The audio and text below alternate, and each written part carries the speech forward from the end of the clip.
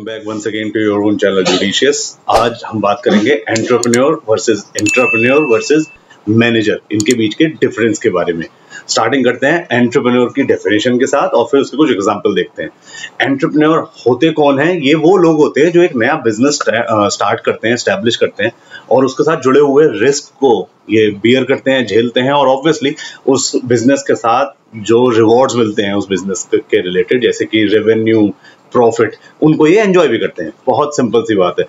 Generally entrepreneur को एक innovator के तौर पर देखा जाता है, जो कि नए आइडिया, नए गुड्स, नए सर्विसेज और नए बिजनेसेस या नए प्रोसीजर्स का सोर्स माने जाते हैं। एग्जाम्पल के तौर पर अगर हम बात करें तो धीरू भाई अंबानी जी, जिन्होंने रिलायंस इंडस्ट्रीज को स्टैब्लिश करा। बहुत कम लोग ये जानते हैं कि उन्होंने स्टार्टिंग करी थी रिलीजियस पिलग्रिम्स, यानी कि धार्मिक जगहों पर यात्रा करने वाले लोगों को स्नैक्स बेचते थे और बाद में इन्होंने अपनी कंपनी को ऐसी ऐसी इंडस्ट्रीज में स्टैब्लिश करा, एक्सपेंड करा, डाइवर्सिफाई करा, जैसे कि टेलीकम्युनिकेशन से लेकर power generation, information technology, consumer goods, logistics और पता नहीं कहां कहां।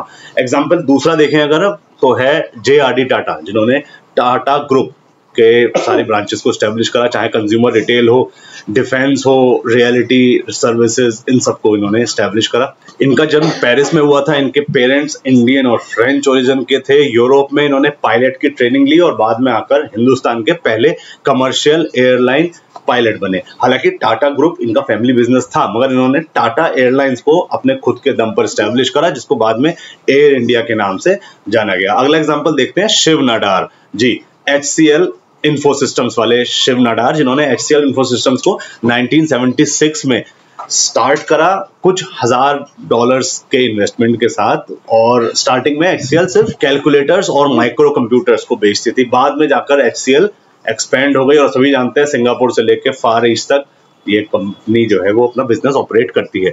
फिर आते हैं दिलीप संघवी, सन फार्मास्यूटिकल वाले। वो एक फार्मास्यूटिकल डिस्ट्रीब्यूटर के बेटे थे। 1982 में उन्होंने 10,000 रुपए के इन्वेस्टमेंट के साथ सन फार्मास्यूटिकल कंपनी को स्टैब्लिश करा। बाद में जाकर यही सन फार्मा इंडिया की लार्जेस्ट फार्मास्यूटिकल कंपनी बनी।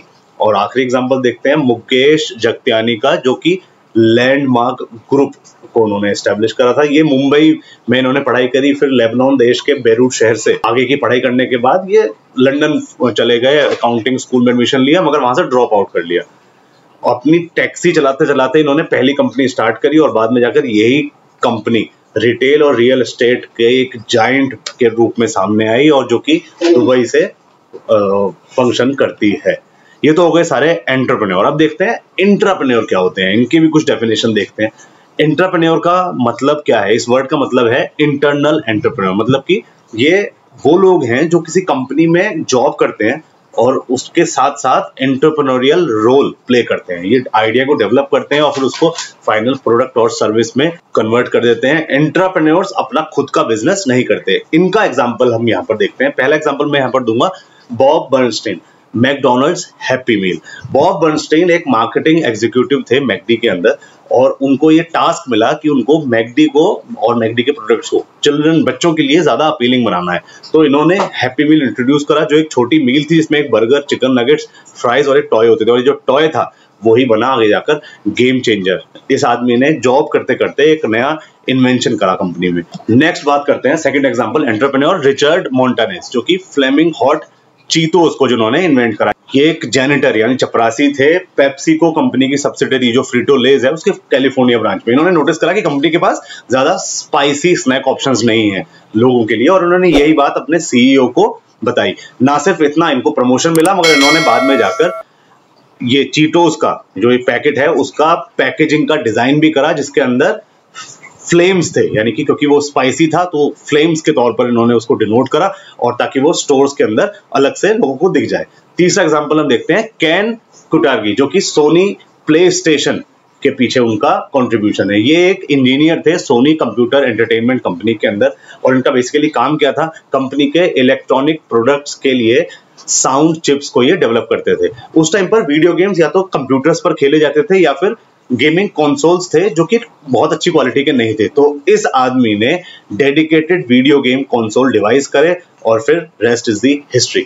अगला एग्जांपल हम देखते हैं पॉल बुकेट, जिन्होंने जीमेल को स्टैब्लिश करा। पॉल एक इंजीनियर थे जो गूगल कंपनी के लिए काम करते थे। इनको एक टास्क मिला कि इनको एक ऐसी ईमेल सर्विस बनानी है जो उस टाइम पे बहुत पॉपुलर हॉटमेल को कम्पीट कर पाए। तो पॉल एक आइडिया इनके दिमाग में आया कि वो ना सिर्फ अपने यूजर्स को एक मेलिंग सर्विस प्रोवाइड करेंगे, बल्कि उनको वहां से बहुत बड़ी स्टोरेज, थ्रेडिंग ईमेल, अपने यूजर्स के मेल्स को वो कस्टमाइज कर पाए, जिसकी वजह से जो मेल को है वो एक कन्वर्सेशन के फॉर्म में वहां पर सेव रहे। प्लस सर्च फंक्शन, मेल में कुछ भी सर्च करना है तो ये सारे फंक्शन भी पॉल ने स्टार्ट करे और जीमेल बाद में जाकर एक बहुत बड़ा सक्सेस रहा। अगर बात करें नेक्स्ट एग्जांपल की, तो स्टेफनी डेरू जिन्होंने स्कूद एंड च्यू एक प्रोडक्ट लॉन्च करा। ये एक प्रोडक्ट डेवलपमेंट एक्सपर्ट थी नेस्ले कंपनी के अंदर। जब इनकी बेटी 7 महीने की थी और उसके दांत निकलने स्टार्ट हुए तो स्टेफनी को एक बहुत ब्रिलियंट आइडिया आया। उन्होंने एक पूरा नेचुरल और आराम से खाने लायक एक प्रोडक्ट को कंसेप्चुलाइज करा जो बच्चों के लिए है, ताकि वो अब उस टाइम पर जब उनके दांत निकल रहे हो तो उन चीजों को चबाएं और अपना जो उनका पेन होता है दांत निकलने के टाइम पर उसको वो बेयर कर सके और उसके साथ they can also use this product। तो स्टेफनी का यहाँ पर एक और बहुत बड़ा कंट्रीब्यूशन था। अगर हम दोनों का कंपैरिजन देखें, एंटरप्रेन्योर वर्सेस एंटरप्रेन्योर, तो एंटरप्रेन्योर बिजनेस में रहते हुए इनोवेट करते हैं। हालांकि ये रिस्क कम लेते हैं, इनके पास रिसोर्सेज कंपनी का होता है, जॉब सिक्योरिटी ऑब्वियसली इनके पास होती है क्योंकि ये एम्प्लॉयज होते हैं। वहीं एंटरप्रेन्योर अपना खुद का बिजनेस बनाते हैं, उनके पास फ्रीडम ज्यादा होती है मगर ज्यादा रिस्पॉन्सिबिलिटी भी होती है और ऑब्वियसली रिटर्न ऑन इन्वेस्टमेंट यानी ROI भी इनका ज्यादा होता है। मगर दोनों के बीच में कॉमन चीज ये है कि दोनों ही इनोवेटिव होते हैं, दोनों ही एम्बिशियस होते हैं और दोनों ही किसी न किसी लेवल पर लीडर्स भी होते हैं। अब बात करते हैं मैनेजर्स की, इनको डिफाइन करेंगे और इसके एग्जांपल्स देखते हैं। मैनेजर्स किसी भी कंपनी के एम्प्लॉइज को एडमिनिस्टर और मैनेज करने का काम करते हैं, किसी कंपनी के डिपार्टमेंट को ही मैनेज करते हैं। उनका डे टू डे जॉब यही होता है कि वो अपनी कंपनी में काम कर रहे एम्प्लॉइज को मैनेज करें और ये इंश्योर करें कि कंपनी के जो ऑपरेशंस हैं वो स्मूथली रन करते रहें। एग्जाम्पल के तौर पर हम देख सकते हैं अंकुर शाह जो कि एग्जीक्यूटिव वाइस प्रेसिडेंट है HDFC इंश्योरेंस कंपनी लिमिटेड के अंदर। शाह की पॉलिसी है एम्पावर, इनेबल एंड एंगेज और वो अपनी पॉलिसीज को इनोवेटिव तरीकों से एग्जीक्यूट करते हैं और खास तौर पर सोशल मीडिया का स्ट्रेटेजिक यूज करना उनकी एक क्वालिटी है। नेक्स्ट एग्जांपल हम देखते हैं केविन फ्रेटास जो कि चीफ HRO हैं Dream11 फैंटेसी प्राइवेट लिमिटेड के अंदर। फ्रेटास करेंटली Dream11 की HR टीम को लीड करते हैं। वो पैशनेट हैं इस बात को लेकर कि उनको वर्क प्लेसेस को अच्छा बनाना है, कैसे?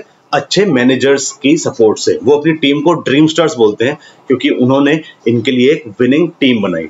नेक्स्ट एग्जांपल में देखते हैं आशिमा रूना जो कि HR हेड हैं सिनेपोलिस इंडिया प्राइवेट लिमिटेड के अंदर। इनका पर्सनल मंत्र जो सक्सेस के लिए है वो यही है कि गोल्स को स्ट्रेच करो और हाई परफॉर्मिंग टीम्स को डेवलप करने पर फोकस करिए। नेक्स्ट एग्जांपल है मिगल मुनोज, चीफ रिजॉर्ट ऑफिसर हैं Mahindra holidays and resorts India limited के अंदर। ये इस कंपनी के रिजॉर्ट्स की सेल्स डिवीजन को भी देखते हैं। ये अपनी टीम मेंबर्स के लिए ऐसी प्रैक्टिसेस डिजाइन करते हैं जिससे कि कस्टमर एक्सपीरियंस, इनके रिजॉर्ट में आने वाले कस्टमर्स का एक्सपीरियंस पॉजिटिवली इंपैक्टेड हो। लास्ट एग्जांपल नवीन V, यूनिट हेड हैं अपोलो हॉस्पिटल्स के अंदर और इससे पहले, इस रोल से पहले ये अपोलो हॉस्पिटल्स के ही ग्रीम्स रोड चेन्नई की ब्रांच में बिजनेस डेवलपमेंट हेड थे। नवीन का हमेशा से ये फंडा रहा है कि वो लोगों को एज पीपल फर्स्ट की पॉलिसी से ट्रीट करते हैं और इसी वजह से इन्होंने कई लोगों की लाइफ को पॉजिटिवली इंपैक्ट करा है। अब देख लेते हैं कंपैरिजन